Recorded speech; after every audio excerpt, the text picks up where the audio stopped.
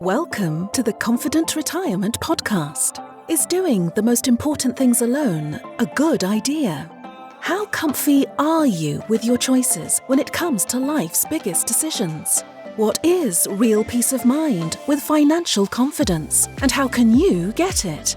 Chris Fleming and Mark Peachy are the founders of LPF Advisors in Sarasota, Florida. On the show, they bring together the best and brightest minds to share with you how to have a more confident financial picture. They empower listeners with simple, common sense and financial wisdom. And now, here are your hosts from LPF Advisors. All right. Hey, everybody. Welcome to the Confident Retirement Podcast brought to you by LPF Advisors. I'm your host here always, Chris Fleming, and today I have the honor of welcoming Karen Tenenbaum to the show. Her self-titled firm provides legal counsel to individuals and businesses facing IRS and New York State tax problems. She is a frequent speaker on tax issues for various professional groups, and she's been recognized as a New York super lawyer. Karen, thanks for being here. Welcome to the show. Thank you so much for having me. What a great opportunity to speak to people in Florida and all over. That's right. We're going to have fun. So I'm sure you have a really interesting history. So can you just kind of take me through briefly how you got to where you are today with your business? Sure. So I'm both a CPA and an attorney. I went to college for 4 years to be an accountant and then went right into law school. Okay. But the truth is, and then I went to big firms like Deloitte and what is now KPMG to become certified in New York. And then I went to law firms. But honestly, I grew up in a family of entrepreneurs, and it was always my dream to have my own business. And 26 years ago, I started my own law firm, Tenenbaum Law, in Melville, Long Island. And we've been recognized as a top tax law firm by New York Law Journal, by the Long Island Business News. And I'm one of the few female-owned firms that have hit seven figures. So it's Awesome. been fun. But honestly, I credit my parents for having that discussion around the dinner table. My family had their own business. And so I used to hear about just what it's like to run a business. Yeah, and I the good and the bad. Too. Right. That's right. Yeah. Awesome. So if you could kind of go back in time 20 some years and give that younger you some advice, maybe something you know now that you wish you knew back then, what do you think that would be? So this is interesting. I took accounting classes and I took law classes and business classes, but I never went for my MBA. And I have to say that getting that kind of education and experience was really important. And this is open now. The Goldman Sachs 10,000 Small Businesses Program is open to all small businesses if they meet, certain requirements. And it's a free program. It used to be in person. Then it was online during the pandemic. And I think it's back in person in a number of locations across the country. And it is their goal to really give you a miniature MBA education in a few weeks. It's over a 10-week period. And I have to say, it teaches you about you as the leader, having a team, sales, marketing, processes and procedures, metrics, knowing the numbers, what are the key performance indicators. And it's all those things, how to negotiate, all those things that you need in business. And it's so practical. It's not just sitting in a classroom. It's actively engaging with other business owners and learning from them. And what you learn is whether you have a law firm or any other business, all businesses are the same. And we all have the same challenges and issues and opportunities. Yeah. And then how do you grow? And they teach you, you don't write a business plan, you write a growth plan. And at the end, they ask you how you're going to implement it. What are the deadlines? What are the action steps? It's really very practical. And I highly recommend it.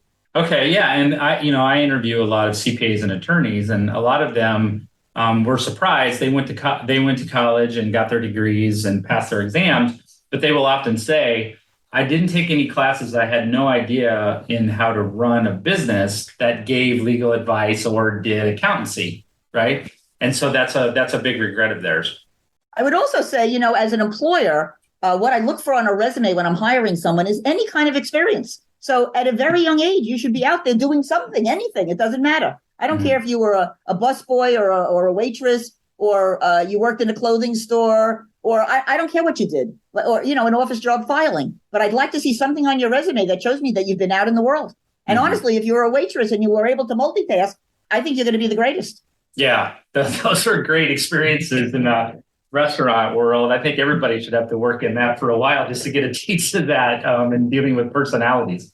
I was just going to say, and just to have to deal with the general public, because you find, like you said, every kind of personality, and you're going to find that with your colleagues, and you're going to find that with your clients.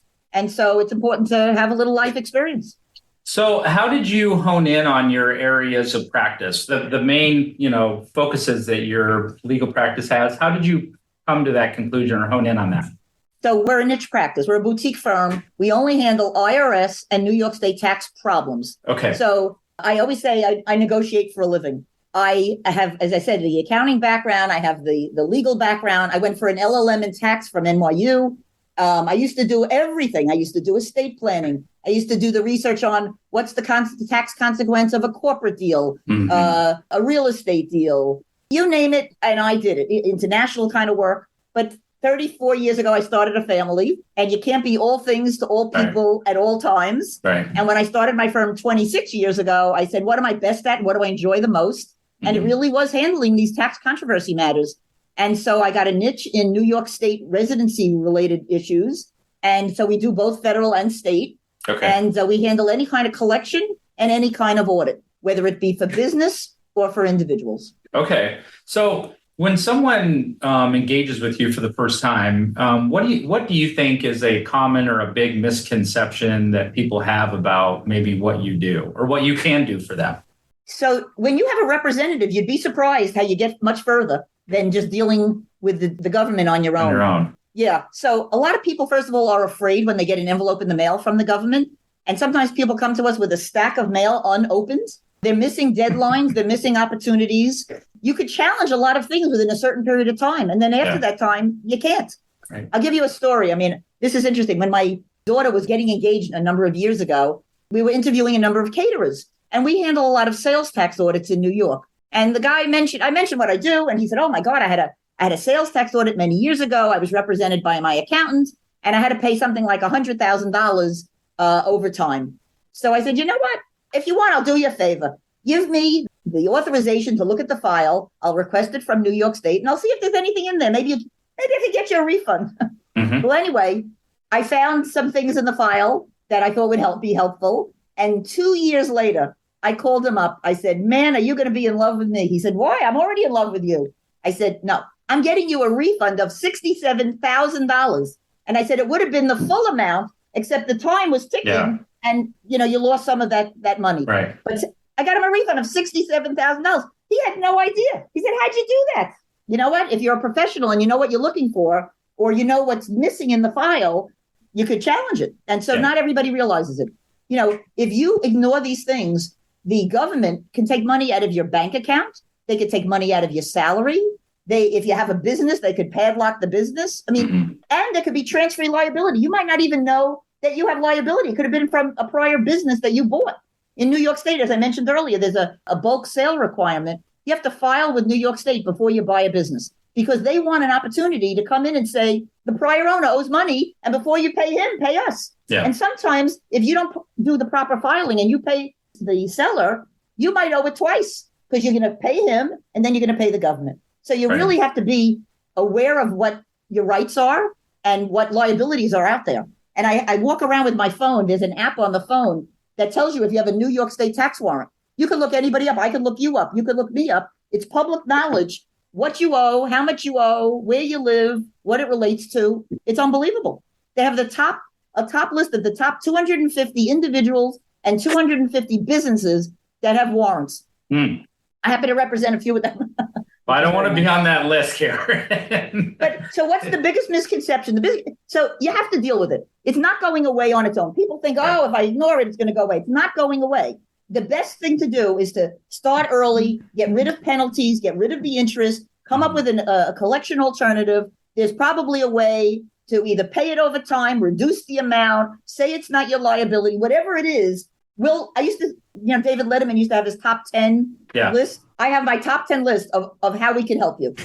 And we give a free consultation for 15 minutes over the phone. So you call, we go through it, we navigate you through the forest, we give you the options, and then you decide if you want to do it on your own.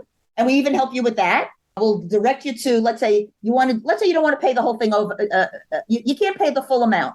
So you hear all these commercials on TV, pay 10 cents on the dollar, whatever it is. That's called an offer in compromise.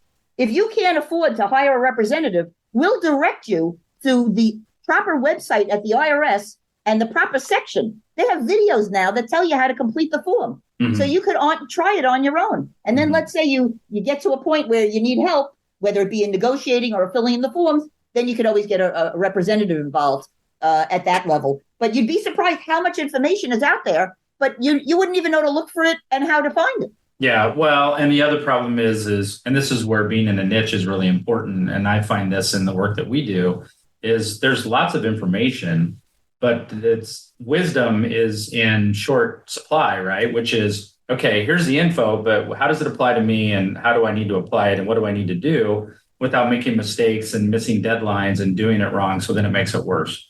Right. And right. Also, you might not know is that the federal government, let's say you owe money, the federal government has a 10-year statute of limitations on collection. Mm-hmm. So after 10 years, it disappears. New York State, it's 10 years against real property, but 20 years against personal property. 20 years is a very long time, but the federal level disappears. Yeah. So if you're in the 19th year on a New York State sales tax matter, you want to figure out a way to delay it, not to necessarily confront it. Yeah. Right? So. Yeah. A lot of marriages don't even last that long, Karen. I'm going to tell you my best marriage story. This is great. This just happened a few weeks ago. Again, not everybody is full disclosure about what's going on with their finances within their own family. So we're doing a Zoom consult with a husband and a wife. Looks like the perfect suburban family. He's an attorney.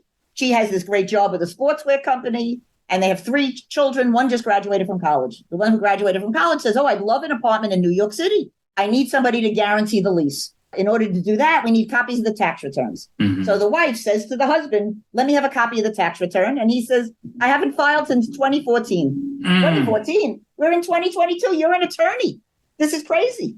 And so we told them all their options and what they can do. But you could see the marriage falling apart very quickly. Yeah, she says, I have an elderly mother and I have a joint account. And is that money at risk? And you might owe $1 million and on and on and on. So we did get hired and we are helping them resolve the problem, but it is a family emotional issue more than a financial issue. Yeah, absolutely. So that kind of begs to the question, can you maybe give a description of a typical client that you work with or an ideal client that you work with?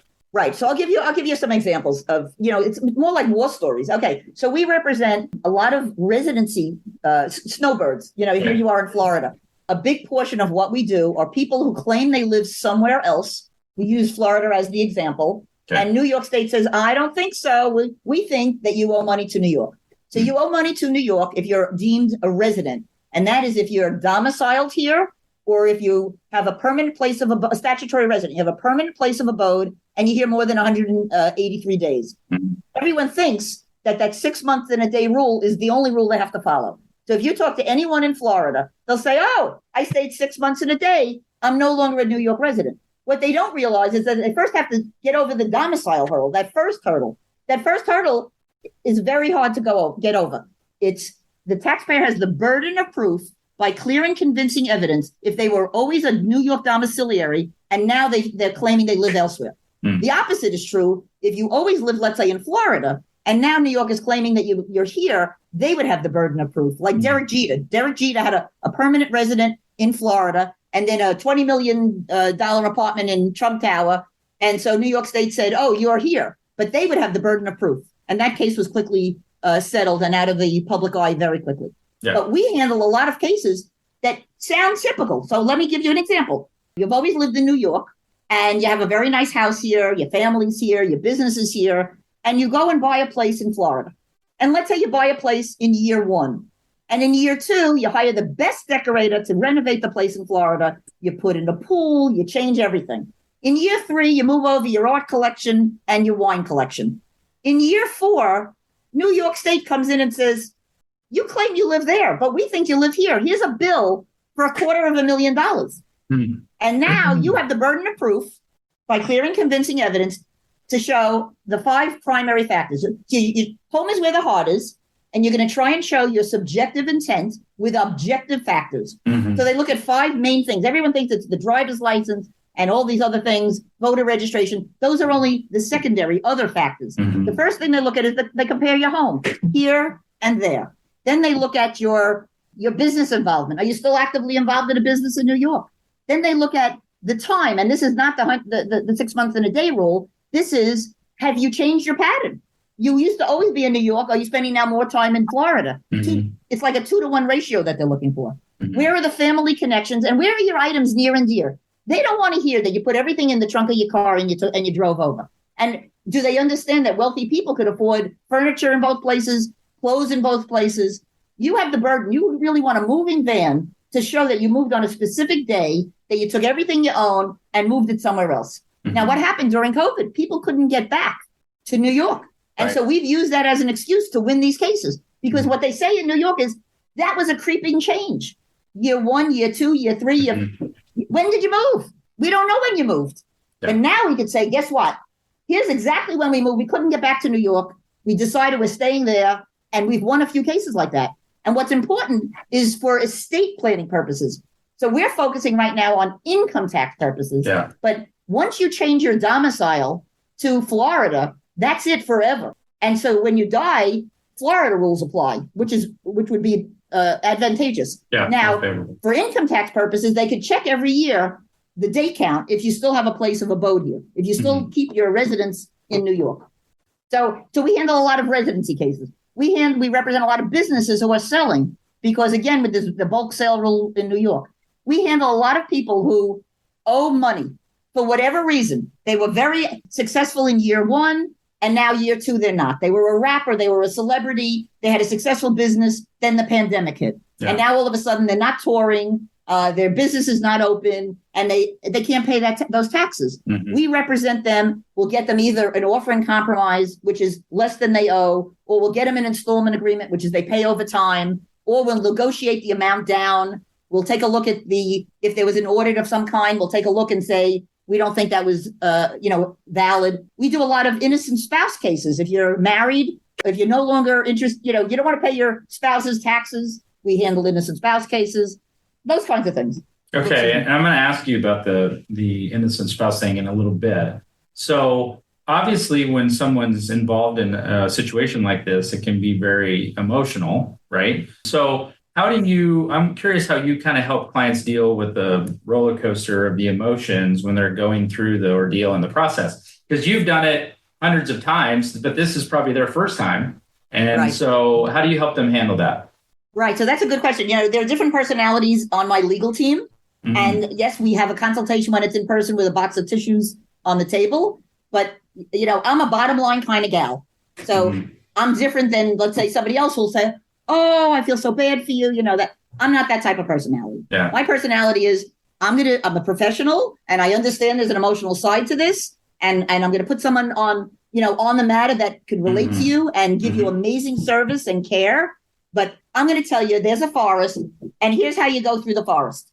And I'm going to give you all the options, to help you get to the end result. And again, I have the top 10 list, and we're very successful. We get really good results. And as I said, I negotiate for a living. That's what I do. So I'm going to get you the best result possible under the circumstances. You can cry about it and be emotional about it, and someone else will deal with that aspect, not me personally. But you know what you're getting.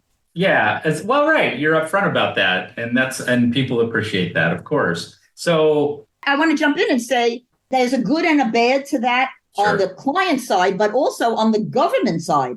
So the government knows that I'm a woman of my word, that I'm going to make a deal and live up to it, and that I'm no nonsense, right? So they could trust me. We have it's a professional relationship over 40 years. I'm doing this next year, will be 40 years. And so we're all professionals. And, yes, there's an emotional component, and we're going to bring it up. Certainly during COVID, we're going to bring up the health issues. If we're looking for a penalty abatement, which we do regularly, we're going to bring up the emotional side of things. But I'm a no-nonsense kind of gal, and, you can work with me. Yeah.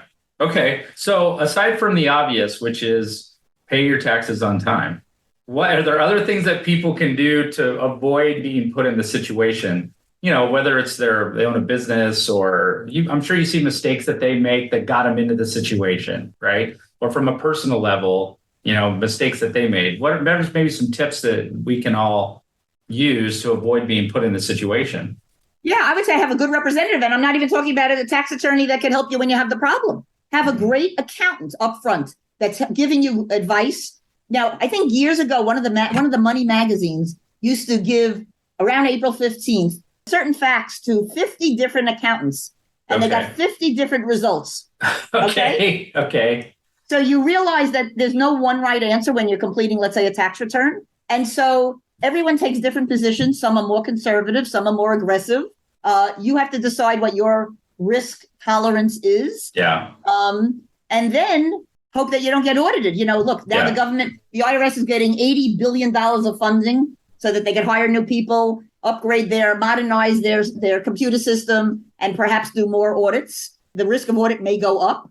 I don't know if it's going to go up as much for people that earn $400,000 or less, but it will go up for the high net worth individuals. I would say also, the second you realize that there is an issue, try and correct it. Yeah. If you come forward, they look at you a little differently than if you ignore and don't open those envelopes. Yeah, kind of like a self-disclose or something like that. And are there some common mistakes that the business owners are making? I mean, let's say that they have a CPA, but I think of things like, well, I decided to do my books myself, or, something like that. So do you see common things that got them into the spot? I can't say yes or no to that. I mean, I see every kind of problem imaginable. I don't know if they were intentional. I see a lot of people don't pay their payroll tax, for example, or their sales tax, and they're relying on either a payroll company or they're relying on the bookkeeper. But if you're deemed the responsible person, you're the one who made the financial decisions. You're the one signing the checks. You have the responsibility. You can't just pawn it off. Everyone says, "Oh, my husband forged my name and on a personal tax return or whatever." You know what? Every taxpayer, whether it's a business or an individual, has the obligation to look at that return, know that they're supposed to file it. So those are basic things. But there is in New York a voluntary disclosure program, which not everybody's aware of, and it's phenomenal. Listen to this. If you come forward before they catch you, you got to get to them before they get to you. Okay. There would be a 3 to 6 year look back period. 3 years mostly for individuals and 6 years for sales tax. Okay. And so guess what? This guy who didn't file since 2014 that we mentioned earlier, if you go back only a handful of years, he's going to save. He doesn't have to file a New York State tax return for any of those years. And then on the federal level, it would only be going back approximately 6 years, the criminal policy. And so he's going to save everything, taxes for 2015, on.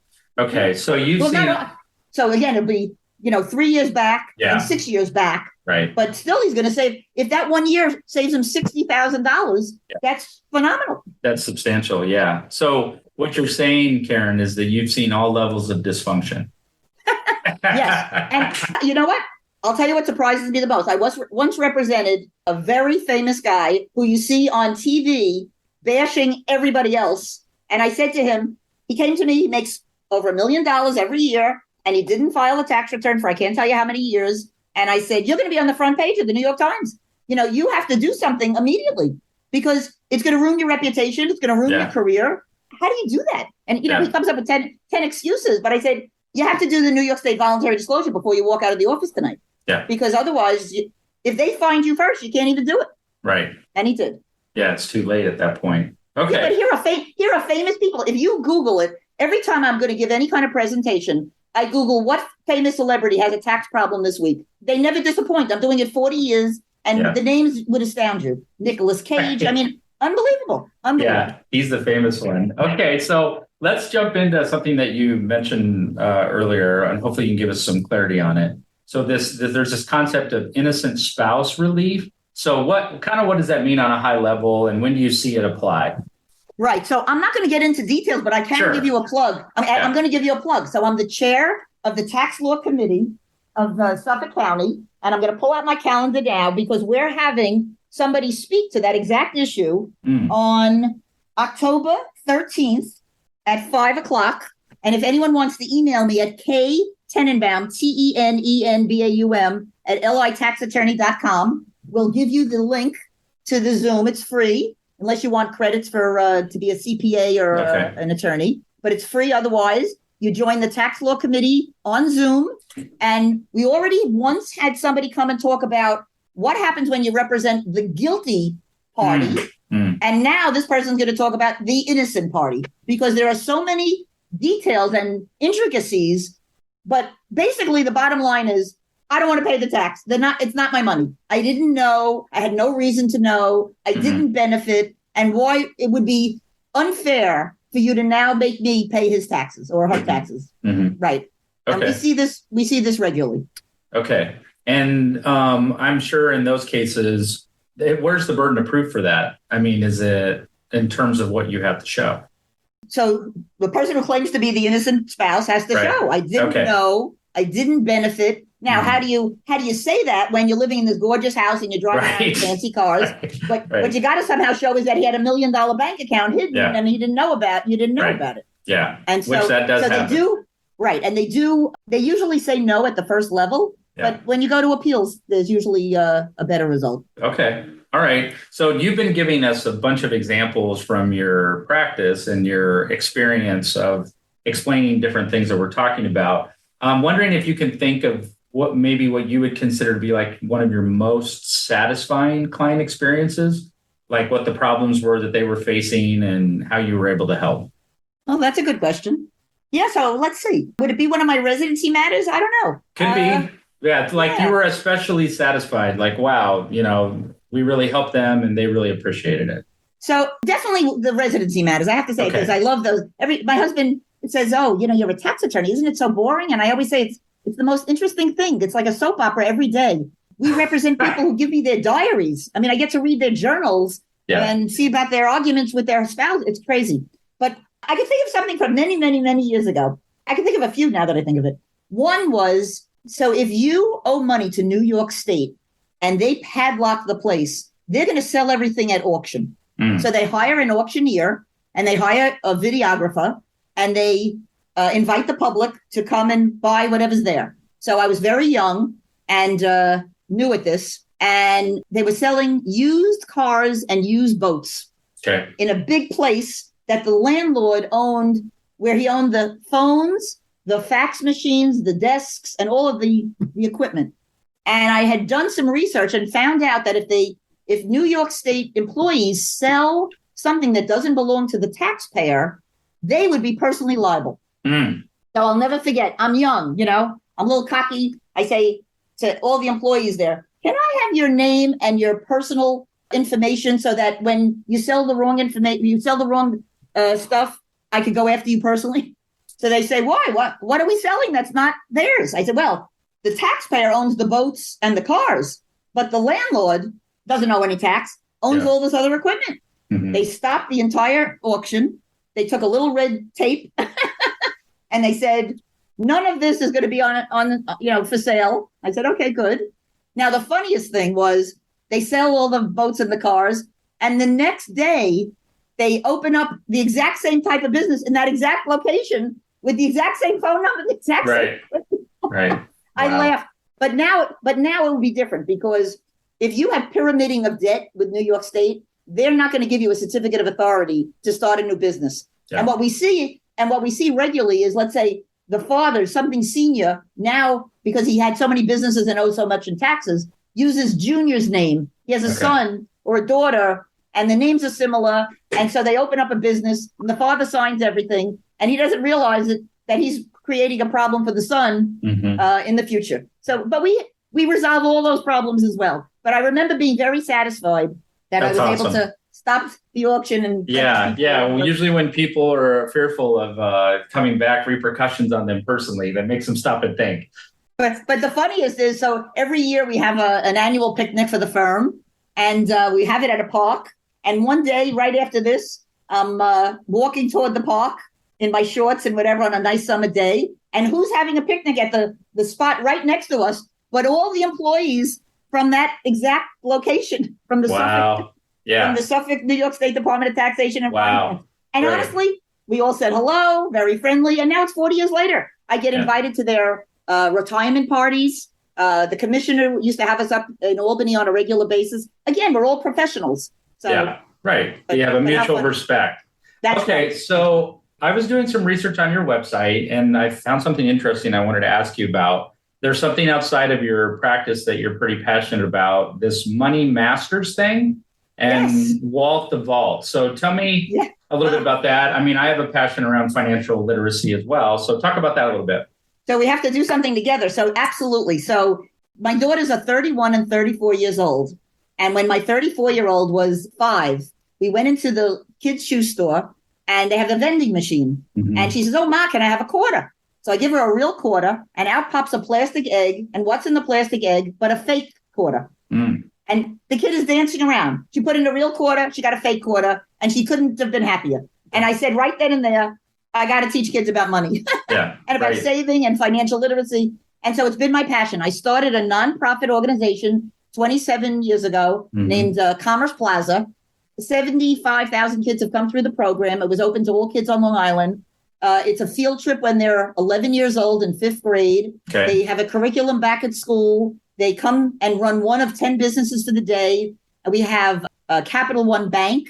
Mm-hmm. We have IKEA, Hofstra University, Northwell Health. The kids take on a role. Somebody's the bookkeeper. You know, this 11-year-old kid writes out a check, $4.50 for your salary. And the guy who's the real estate broker has a Velcroed sign. And when you pay the rent, he takes off the Velcroed sign. And when you pay the phone bill, they connect your phone. And now you have a village all working together. Mm. And it's the most amazing experience that these kids have. And then after you take your $4.50 check, you go over to the banker who's your friend, and you deposit it into your bank account. Now you can go around and shop at all the places and buy promotional items. Okay. And at the end of the day, every bookkeeper has to give a profit and loss statement. But that was for 11-year-olds. So I said, you know what? Remember, my original passion was for the 5-year-olds. Mm-hmm. So we started a for-profit entity that's now called, it's Money Masters Inc., but it's Walter the Vault. And everyone could go to walterthevault.com. And for free, there's so many games and projects and chore charts and books. I think the books cost money, but there's all sorts of fun things for everyone to do. Money, there's a game with money falling out of the sky called Raining Change. And there's videos on YouTube. We have so many fun animated things, Walter the Vault. And so we're doing all sorts of great things with Walter the Vault. I have to say that. Yeah. And it's still my passion. And we're always looking to connect with toy companies, with banks. In fact, you have a junior achievement in Florida that has a similar program to my Commerce Plaza. Mm-hmm. We all modeled it off of something in Tampa. Yeah. There was a K through 12 educational program for one of the schools, and we all modeled our programs, and it's really phenomenal. Yeah. So I have a 3-year-old grandson now who says ka-ching and puts all his valuable things in Walter. His valuable things are not money. It's the Hot Wheels toys, right? The Hot Wheels cars. Anything that's valuable, he knows goes in that vault. Mm-hmm. And even a 3-year-old can understand that. And how many kids walk into a store and say, "Mommy, I want this." And so you need to learn how to set limits and spend responsibly and save. It's all great lessons. And I would love to do something with you and grandparents. Every grandparent wants to teach their children, their grandchildren about this. And when friends have kids who have babies, everyone's buying them a porcelain piggy bank. Well, that breaks in 5 minutes. Yeah. Right? So we have a plush. In fact, wait, don't go away. Yeah. Erin's going to get the plush. Oh, there we go. There we go. I'm Walter the Vault. I'm friendly and nice. I'm filled up with rhymes and financial advice. Okay. Save your nickels, save your dimes. Listen well to all my rhymes. And if you do, it's me you'll thank for all the money in your bank. And here we even have a song. It looks like on his nose looks like one of those old timers you use for baking. There you go. It's a dial. It's a dial with the That's right. On it. And I have another one not in this room that opens up, and you can put your valuables in it, and that's where my 3-year-old puts his. Awesome. Well, that is so lacking. I know you've seen it, like financial literacy with kids, even like adolescents and kids going to college. The lack of literacy from a finance standpoint, it's really pretty shocking and sad in our country that we can't do a better job of that. So, and I can tell how passionate you are about that. That's awesome. Well, I got to tell you one more thing. So I'm a CPA. I'm very active in the New York State Society of CPAs, and I was the inaugural chair of the Financial Literacy Committee. And we put together resources that are on NYSCPA.org. I think if you type in my name or financial literacy, we have every age group. I don't know if they kept it current, but when I was the chair, we had resources for every age group, college, beyond. Mm-hmm. You can't believe how many people get their first job in my office and are shocked that taxes get taken out. Right. Yeah. What's this being deducted? Huh? Right. That's right. What is this? That's right. But the resources are available. What kids at each age level can understand, ages 3 to 5, 6 to 10. And we've actually modeled that. If you go to our walterthevault.com website, we have songs that relate to what the kids could understand. Wants versus needs. Yeah. Once you spend this money, it's not yours anymore. You can't believe how many kids don't get that. How many adults don't get that? Right. Once you spend that money, it's not yours anymore. Yeah. And we have songs that the kids could sing. Cool. So everyone should go there. It's a lot of fun. No, they should. I want everybody to check that out. Thank you I love that you're so passionate about that. And it's such a need. So we're getting close to the end. I have a couple more questions. I want to switch back to business. What do you see as being your biggest opportunity right now for your practice in the future? Oh, so this is great. The pandemic was negative for some things but positive for others. True. So the way I always got my word out there was I'm very active in every accounting association and every legal association, giving speeches, writing articles and blogs, and meeting a lot of people. I have a tremendous Rolodex. I call it a Rolodex database of people who I've met over the years. But because of the pandemic, I had to get a digital presence. And now I have to say I'm able to help people that are across the country. Again, I do federal work. And so you don't only have to be in New York. And so we have a tremendous growth opportunity because of who we are able to help across the country.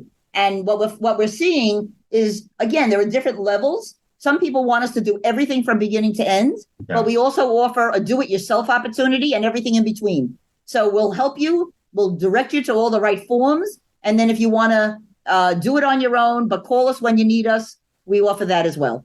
Okay. All right. So maybe on the flip side of that, Karen, what do you see as maybe a biggest challenge or obstacle that you yet to overcome or that you need to overcome?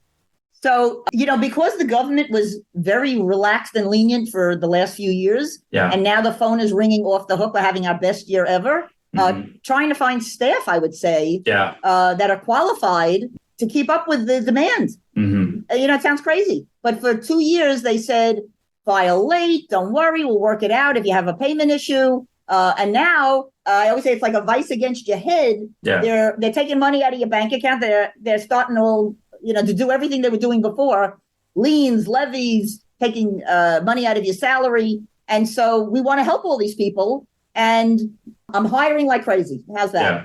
Yeah, it is. It's we haven't seen really a job market like this in a while. There's lots of job opportunities and people can be more picky now. And then there's in some categories where some of the industries can't find anybody or keep them. So it's kind of an interesting dynamic. And I guess you also have to say, do I want people in person? And so I'm, limited to who's local, or am I willing to now do remote? Yeah. And then I could get great help, anywhere. So well, that certainly changed with the pandemic. Yeah, that certainly opened up more, kind of fast forwarded that opportunity for people. Okay, so if people want to learn more about you or contact you, what's the best way for them to do that? Well, they could go to litaxattorney.com. They could call us at 631-465-5000. They could either email me at Tenenbaum, Tenenbaum at LITaxAttorney, or tax helpline at litaxattorney.com. And we have a free app they could download called Tax Helpline, and that would give them links to a lot of good things. Okay, awesome. Karen, listen, I want to thank you a lot for taking the time to be here with me today. This was fast-paced and fun, and we covered a lot of territory. It's been a real pleasure to interview you. And I want to thank everybody for listening and watching the Confident Retirement Podcast, brought to you by LPF Advisors, where we hope to raise the confidence of everyday people to another level, one show at a time. Thanks, everybody, for tuning in. Take care. Be well. Thanks, Karen. Thank you so much, Chris. This was great. You've been listening to the Confident Retirement Podcast with Chris and Mark from LPF Advisors. For more information on them and retiring confidently, please visit lpfadvisors.com. If your ears are pleased and your mind is now at ease, do share the program with your friends and subscribe wherever podcasts are found.